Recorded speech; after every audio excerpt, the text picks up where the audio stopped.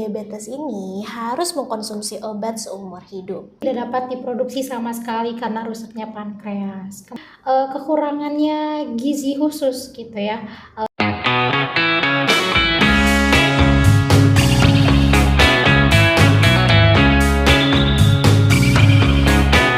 Halo Sobat Sehat, selamat pagi, selamat siang, selamat sore, selamat malam untuk Sobat Sehat semua di rumah yang sekarang berada di depan layar kaca untuk menyaksikan acara ini.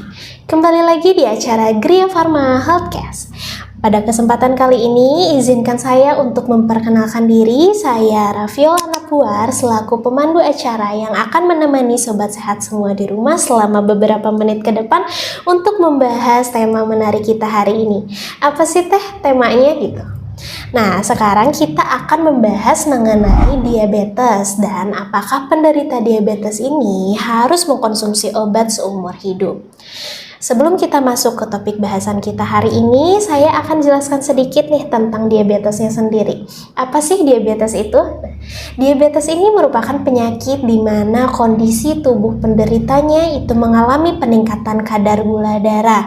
Selain itu, diabetes juga merupakan penyakit yang menahu nih, Sobat Sehat. Jadi, rata-rata penderitanya itu harus mengkonsumsi obat dalam jangka waktu yang lama. Sebelum kita masuk ke topik yang lebih dalam lagi, kita sambut dulu nih narasumber kita hari ini. Halo Teh. Halo. Ya, gimana sih Teh kabarnya hari ini? Alhamdulillah sehat. Gimana Teh kabarnya? Alhamdulillah sehat juga Teh. Kita udah gak sabar ya Teh ya untuk berbagi ilmu yang bermanfaat untuk Sobat Sehat semua di rumah. Mungkin boleh Teh perkenalan dulu. Oke, halo Sobat Sehat. Perkenalkan, saya Apoteker Rufia Siti Vena. Di sini kita akan sharing-sharing nih bersama Teh Ola. Oke, tadi Teteh udah denger sedikit mungkin ya Teh tema yang akan kita bahas hari ini tentang diabetes dan apakah penderita diabetes itu harus mengkonsumsi obat seumur hidup. Nah, sekarang kita akan tanya-tanya nih Teh, berbagi ilmu ya Teh ya, ke Sobat Sehat. Iya. Kalau dimulai dari diabetesnya sendiri dulu deh Teh, kalau misalkan menurut Teteh apa sih diabetes itu? Oke, penyakit diabetes itu penyakit kronis yang ditandai dengan kerusakannya pankreas sehingga tidak dapat memproduksi insulin atau masih bisa memproduksi insulin namun dengan jumlah yang sedikit gitu. Terus ada juga beberapa tipe diabetes nih Teh. Yang pertama ada diabetes tipe 1, ada tipe 2, kemudian ada diabetes tipe 5, kemudian ada diabetes gestasional, kemudian ada diabetes dengan tipe yang lainnya gitu Teh. Oke, mungkin ini Sobat Sehat di rumah udah mulai bertanya-tanya nih Teh ya. Mungkin kan kita awam ya Teh tentang jenis-jenis atau tipe-tipe diabetes yang sudah Teteh sebutkan tadi. Mungkin bisa dijelaskan gak sih Teh perbedaannya? Oke, untuk perbedaannya yang pertama ini ada diabetes tipe 1, itu ditandai di mana insulin tidak dapat diproduksi sama sekali karena rusaknya pankreas. Kemudian ada diabetes tipe 2, itu insulin masih bisa diproduksi namun dalam jumlah yang tidak cukup gitu. Terus ada diabetes tipe 5 atau disebut juga malnutrition related diabetes disebabkan oleh kekurangannya gizi khusus gitu ya, terutama pada protein, kekurangan protein atau misalnya mikronutrien gitu.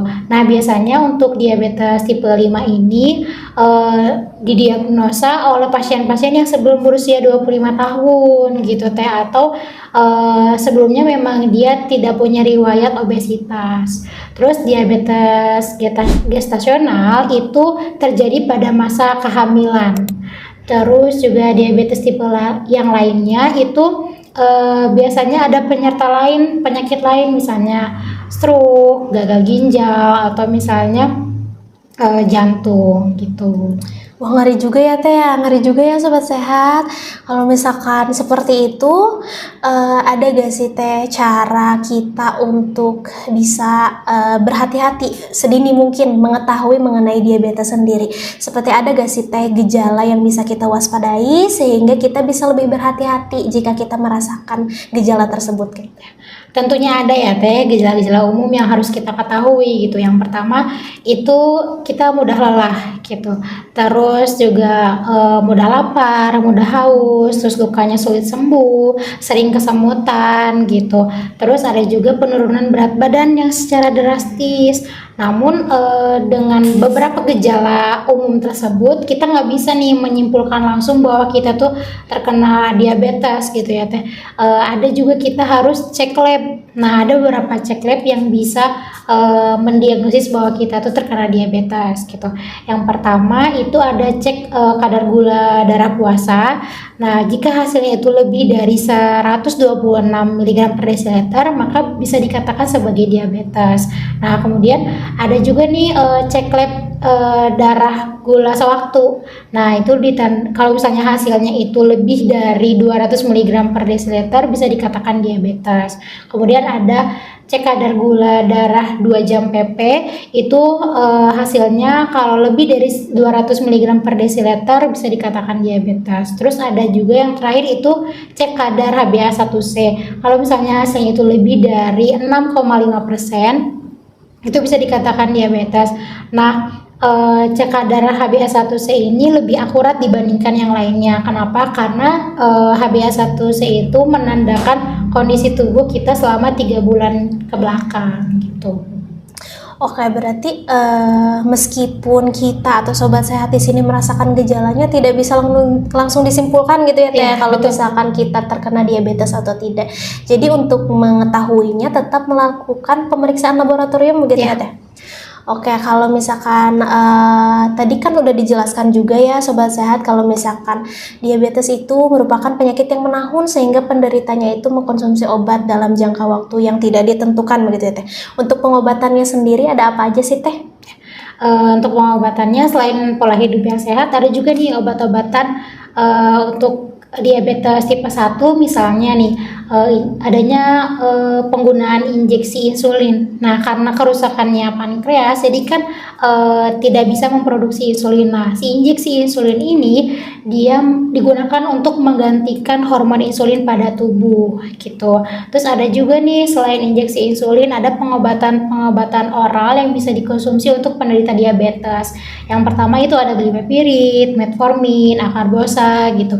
Nah, untuk obat-obatan itu bisa menurunkan atau mengontrol kadar gula dalam darah secara stabil gitu Teh.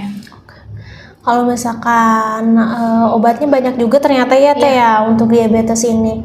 Nah, pengobatan ini bisa menjawab gak sih Teh kira-kira mengenai penderita diabetes itu harus mengkonsumsi obat seumur hidup? Mungkin kan itu akan menjadi kecemasan atau ketakutan untuk kita, terutama untuk penderita diabetes gitu. Mungkin kan akan muncul pertanyaan di benak mereka seperti, aduh saya bisa sembuh gak ya?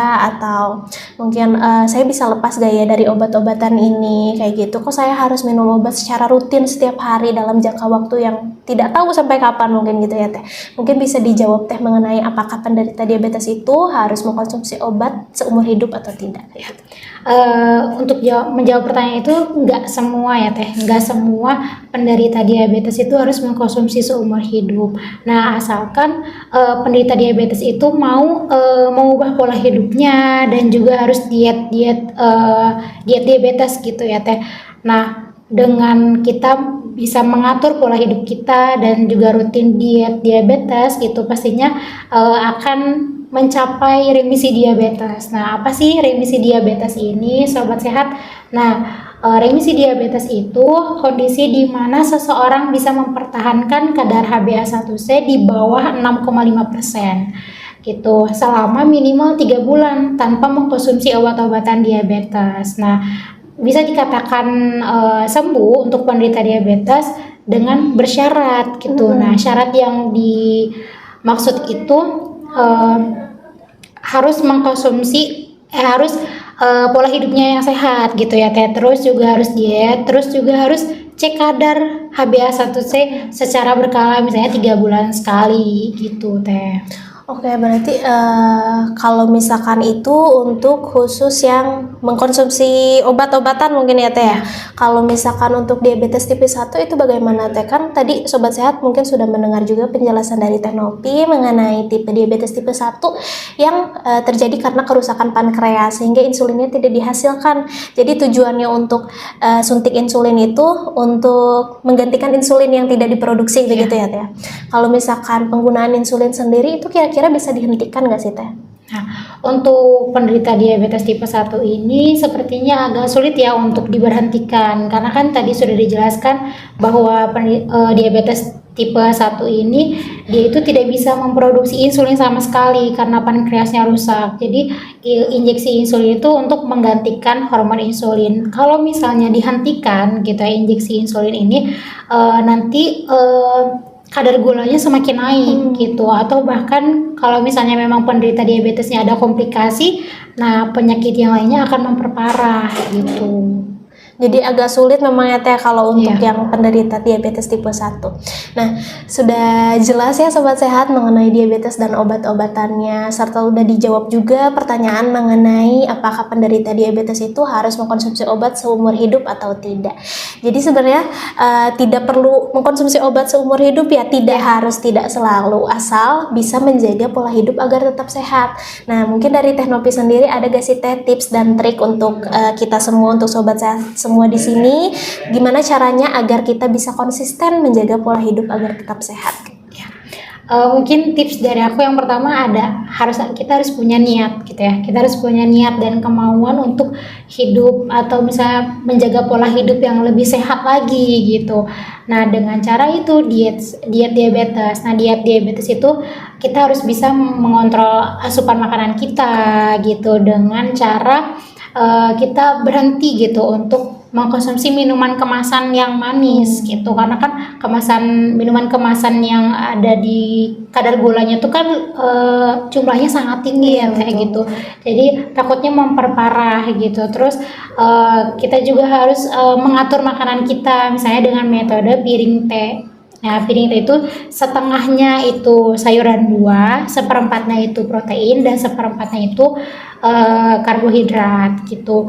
Terus kita juga harus sering berolahraga. Nah, minimal itu jalan kaki setiap hari. Namun karena pastinya susah ya Sobat Sehat untuk bisa konsisten. Nah, kita coba dulu nih dengan 1 minggu sekali gitu. Kalau misalnya udah 1 minggu sekali sudah konsisten, kita coba dua kali dalam seminggu gitu, atau misalnya 3 kali dalam seminggu gitu. Karena kalau misalnya kita bisa mengatur semuanya gitu dengan baik, dengan konsisten dalam jangka waktu yang lama gitu, nah kita bisa dikatakan sembuh, tapi dengan sembuh bersyarat tadi ya Teh gitu. Oke, nah udah jelas ya Sobat Sehat penjelasan dari Teh Nopi hari ini. Nah, Sobat Sehat di sini juga harus ingat-ingat nih tips dan trik dari Teh Nopi yang udah disebutkan tadi. Yang masih minum minuman kemasan harus dikurangi nih Sobat Sehat gitu.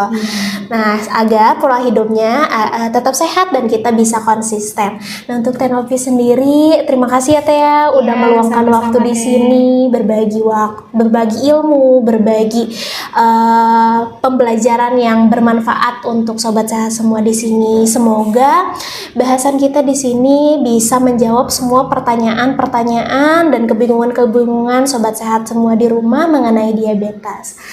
Saya Raffiolana Puar selaku pemandu acara pamit undur diri. Sampai jumpa lagi di acara Geria Parma Healthcare selanjutnya. Dadah.